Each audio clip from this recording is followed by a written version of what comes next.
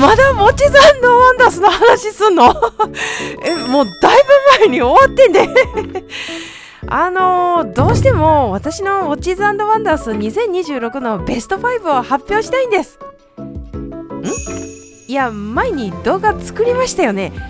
神新作5選ってやつ。いや、なんですけど、いや、あの後いろいろ見た結果、これちゃうなとなっちゃいまして、それで考え直しましてね、練り直しました。というわけで、改めてこれがリアルガチの私の新作ベスト5だ。はい、そんなわけで早速私の新作ベスト5第5位から発表していきたいと思います。では私のウォッチーズ&ワンダース2026ベスト5第5位はブルガリのオクトフィニッシモです。いやー、これですね、まず選んだ理由なんですけど、全人類待望のモデルだろうと、そういうやつだったのでランクインしちゃいましたね。待望っていうのは新作のオクトフィニッシモちっちゃくなったんですよね。従来のモデルが 40mm で新作が 37mm。 これはですね、腕に乗せた時それなりに印象が変わるんじゃないかと。というのも、そもそもオクトフィニッシモって四角いシルエットなので、ラウンドモデルと比べるとサイズ表記以上に存在感がありますよね。なもんだからでかすぎんだろうっていうサイズ感。デカ薄の筆頭と言ってもいいオクトフィニッシモですけど、薄いのはありがたいんですが、やっぱりこのサイズでね、諦めていた人も多いと思うんです。いや、そんな中登場した今回のサイズダウンモデル、いや、でけえいや、オクトフィニッシモ、私が気になってるところがもう一つあって、四角いシルエットからのブレスレット。これまた太いじゃないですか。だから余計に存在感が増しちゃって、付けこなすのが難しいと思ってたんですよね。いや、そんなわけでやっぱりネックはサイズだったわけで、このダウンサイズは待望なんですよね、全人類にとって。で、ちなみになんですけど、このサイズにするために新しいムーブメントが開発されていて、それもね、胸圧展開ですよね。新しいムーブメントのポイントは、サイズもですけど、パワーリザーブが伸びて72時間になってるっていうところでしょうかね。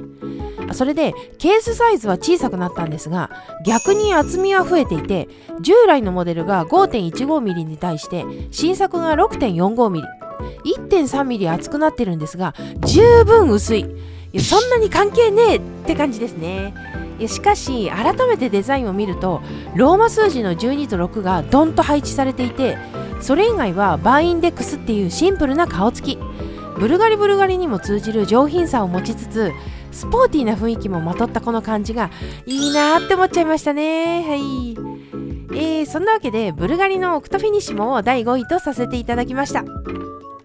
それでは続いて第4位の発表です。私のウォッチーズ&ワンダース2026ベスト5第4位はロレックスのオイスターパーペチュアルです。いやー、これに関してはこの動画でいろいろ喋っているので、詳しくはそちらを見てもらえるとありがたいんですが、まああれですね、純粋に欲しいって思ったモデルでしたね。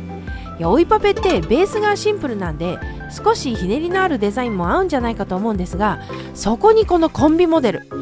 ゴールドの使い方が控えめで、レギュラーのコンビモデルよりも上品さを感じますし、いや、さらにグレーのダイヤルとアクセントのロレックス的なグリーンが入っていますよね。この配色、今まであるようでなかったような、いや、だけど王道っていう感じがして好きなんですよね。しかもね、ダイヤルとリューズにオイスター100周年記念のデザインが入っている。これがね、また物欲をゴリゴリ刺激していきますよね。限定とか周年記念とかに弱いんでね。まあ特別感がありつつ、でも木をてらいすぎていない絶妙なバランスがすごく魅力的なモデルだなと思います。そんなわけでリアルガチで欲しいロレックスのオイパペを第4位にしてみました。はい。それでは続いて第3位の発表です。私のウォッチーズ&ワンダース2026ベスト5第3位はパテックフィリップのゴールデンエリプスです。いやー、これに関してもこの動画でいろいろ喋っているので、詳しくはこちらをお願いしたいんですが、これはですね、さっきのロレックスの欲しいとは少し違っていて、パテックフィリップのある意味転換点となるようなモデルではないかということでランクインしちゃいました。というのも、まずですね、このモデル廃盤になったリファレンス3738の再登場モデルなんですね。これがね、珍しいことじゃないですか。廃盤モデルを復活させるって。で、さらにですね、この復活させたリファレンス3738ってのが現行のゴールデンイリプスよりも小さいサイズなんで、パテックフィリップもいよいよクラシック回帰路線になってきたんだと。そういうパテックフィリップが忍ばせたメッセージかもなんてね思ったんですけど、なのでね、パテックフィリップのこれまでのカジュアルスポーティー路線からの転換っていう意味ではすごく象徴的なモデルかなと思います。クラシックドレスウォッチ好きとしてもありがてえっていう話ですね。そういう2つの理由で今回の新作はパテックフィリップにとって転換点になるようなモデルではないか、とても意味のあるモデルなのではないかと思ったので、ゴールデンイリプス第3位とさせていただきました。それでは続いて第2位の発表です。私の Watches and Wonders 2026ベスト5第2位はジャガールクルトのマスターコントロールクロノメーターデートです。いやー、これに関してもこの動画でいろいろ喋っているので詳しくはこちらをお願いしたいんですが、これもですね、変な話、私が新作の中で欲しいなって思ったモデルなんですけど、というのもですね、このモデル今の気分なんですよね。この気分っていうのはファッション通の人が使う気分っていう意味なんですよね正直私だけじゃないと思うんですけど、そろそろラグスポも縮小気味なんじゃないかって。猫も杓子もラグスポだったじゃないですか、ここ何年も。だからそろそろ違う雰囲気の時計が欲しいなっていうところだと思うんですが、かといって急にがっつりドレスウォッチに行くっていう感じでもなく、言ってみればその中間、ちょっとカジュアル要素のあるドレスウォッチみたいなところが今求められてるんじゃないかと思うんです。これには理由があって、ファッションの世界では今ストリートからオーセンティックなものにトレンドが移っていて、いわばその過渡期なんですよね。なので今注目されているのがリラックス感のあるクラシックなファッションだそう。これガチのファッションインフルエンサーの方々が言ってるんで信憑性はありますっていうところに、今回の新作マスターコントロールですよ。一体型ブレスレットになっていて、ちょっとスポーティーな要素がありつつも、それ以外のダイヤルのデザインとかは真面目なマスターコントロールそのもの。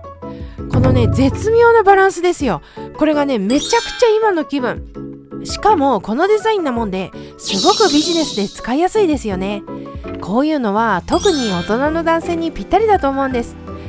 個人的にはロレックスとかロイヤルオークみたいな派手さとか分かりやすさがあんまりないところが奥ゆかしくて好きですね。というわけで、私の好みとファッションのトレンドからこのジャガールクルトのマスターコントロールクロノメーターデートを2位にランクインしてみました。それではいよいよ1位の発表なんですが、ここで1位の発表の前に惜しくもベスト5には入らなかったけど気になるモデルがあったので2つほど紹介しておきたいと思います。まず1つ目がバシュロン・コンスタンタンのオーバーシーズ・オートマティック・エクストラ・フラットなんですね。これが限定ものな上にとんでもなく高価なんで、欲しいというかそういうレベルのものではないんですが、注目ポイントがあってムーブメントなんですよね。7年かけて開発されたマイクロローター搭載の新しい自動巻きムーブメントキャリバー2550で、薄い。バシュロンの薄型自動巻きムーブメントといえば名機キャリバー1120ですよね。これがまた傑作ムーブメントなんですけど、最近ロイヤルオークのエクシンでも使われなくなってしまってだんだんなくなっていくのかなと思っていたんですが、一応まだパーペチュアルカレンダーのベースムーブメントとして使われてましたね。で、今回のキャリバー2550、これは完全に今後コンプリケーションモデルのベースになるんでしょうけれども、キャリバー1120からの置き換えですよね。これでいよいよキャリバー1120も本格的に消えていくのかという寂しい気持ちもありますが、これからどんな展開になるんだろうという期待感と、今回のオーバーシーズ以外にもレギュラーでシンプルな2新モデル出してほしいという希望を込めてピックアップしてみました。それからもう一つ、オリスのオリススターエディション。これは1965年にスイス時計法っていう法律がなんかいろいろあって廃止されて、翌年の66年にスイスレバー脱進機を搭載したオリススターが誕生したっていう背景がありまして、その60年を記念して登場したモデルですね。オリスにとって記念碑的なモデルの復刻で、そういう背景もまあ重要なんですけど、私が気になったのが C ライン的なケースフォルムなんですよね。小さめなサイズ感も相まってすごくクラシカルな雰囲気がありますよね。いろいろと復刻モデルもありましたけど、このケースって割と珍しいのかなって思っていて、なかなかこのフォルム好きなんですよね。欲を言えば針とインデックスをもうちょっと細くしてドレッシーに振ってほしかったですけど、いやでもとっても素敵なモデルだと思います。ではいよいよ最後になりますが、第1位を発表していきたいと思います。私のウォッチズ&ワンダース2026ベスト5栄えある第1位は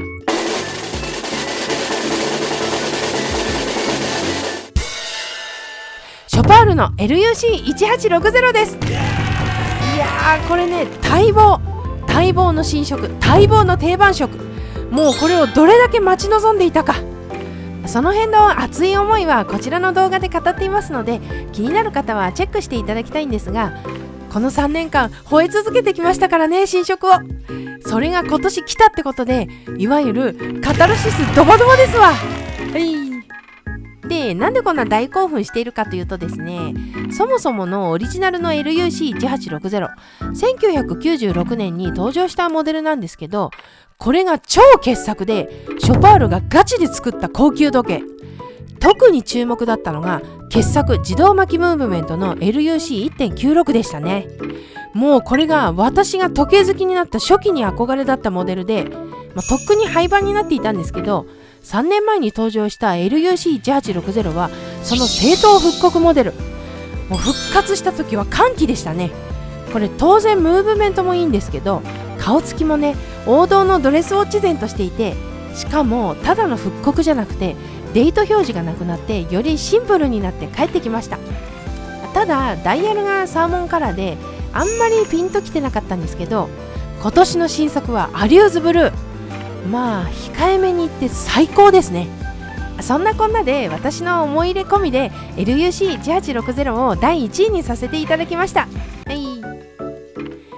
そんな感じで私のウォッチズ&ワンダース2026ベスト5いかがだったでしょうか。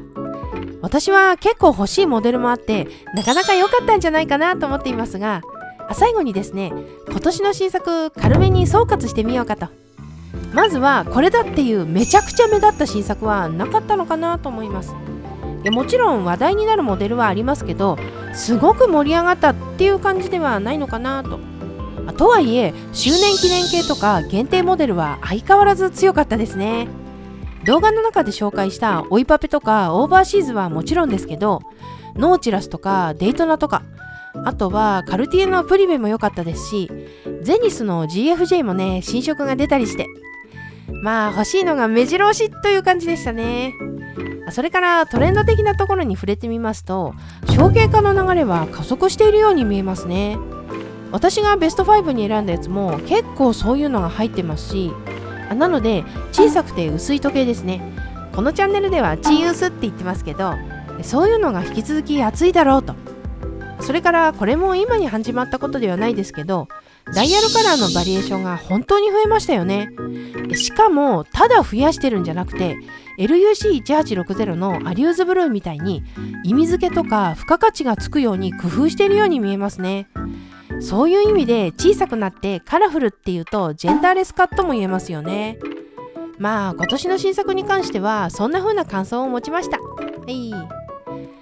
そんなところで今回は終わろうと思います。また次回の動画でお会いしましょう。あったかくして寝ろよ。いやー、ウォッチズ&ワンダース関連でもう一ネタ喋りたいことがあるんですけど、ウェブクロノスに読者が選ぶウォッチズ&ワンダースジュネーブ2026傑作時計ベスト5っていう記事があって、皆さん見ました？まだの人はぜひ見てほしいんですけど、渋いベスト5の顔ぶれが渋いんすよね。私が今回選んだものもあったんですけど、それ以外もロレックスとか王道のやつがなくて、さすが時計好きが選ぶとガチの並びになるんだなって感心しちゃいましたね。で思ったんですよ、このランキング見て。みんなグランドセイコー好きやなって。確かいつだかのアクセス数ランキングでもグランドセイコーが強かった記憶がありますし、なんだかんだ人気ですね、グランドセイコー。今後も目が離せないブランドナンバーワンという雰囲気もありますね。あとは今年は私は触れませんでしたが、カルティエですね。ジャーナリストの方の評判がいつもいいように感じますけど、私は今年の新作に関してはあんまりピンとこなかったのでスルーしちゃいましたが、世間的には評判いいようですね。まあそんな感じですかね、感想としては。以上です。